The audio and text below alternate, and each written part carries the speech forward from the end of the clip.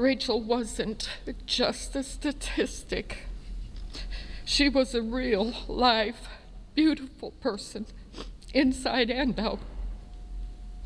She had real dreams like you and me. First at 11, a mother's powerful testimony at the Florida State Capitol today, putting a face to the devastating impact of domestic violence. Thank you for joining us tonight. I'm Heather Crawford.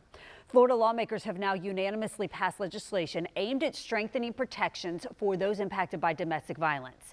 And tonight, for the first time, we are hearing from the mother of this Bradford County woman, Rachel Kerr, whose story has touched hearts all across the state and is helping spark change.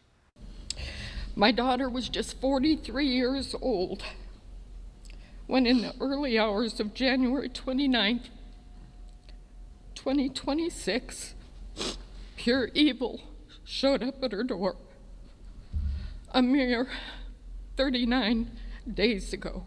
Marjorie Morton stood alongside lawmakers and families impacted by domestic violence, sharing her daughter's story at the state capitol Tuesday. I want everyone to know and remember her name. Rachel Renee Kerr. I want them to know she was a loving mother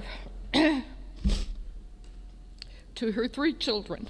Rachel Kerr was shot outside her home in Stark after investigators say her estranged husband, Lloyd Kerr, broke into her home.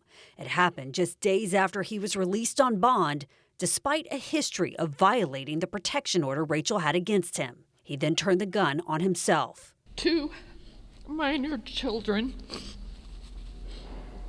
watched the first person they ever loved be taken from them by the second person they were taught to trust.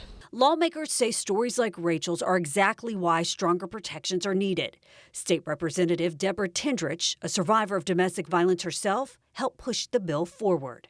These families have chosen to turn unimaginable pain into purpose. House Bill 277 passed the state legislature with unanimous support in both chambers. It now heads to Governor Ron DeSantis' desk for his signature. And we'll keep going until Florida is a national gold standard for protecting victims and holding abusers accountable.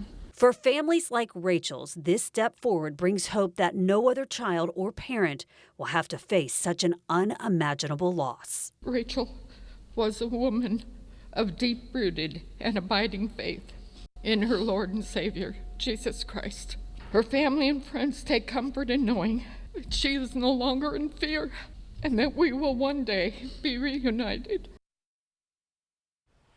Now, this bill would increase penalties for repeat offenders, and it would create pilot programs for GPS monitoring. It also streamlines protective orders, as well as provides financial help for survivors to relocate. If Governor Ron DeSantis signs this bill into law, it will take effect July 1st.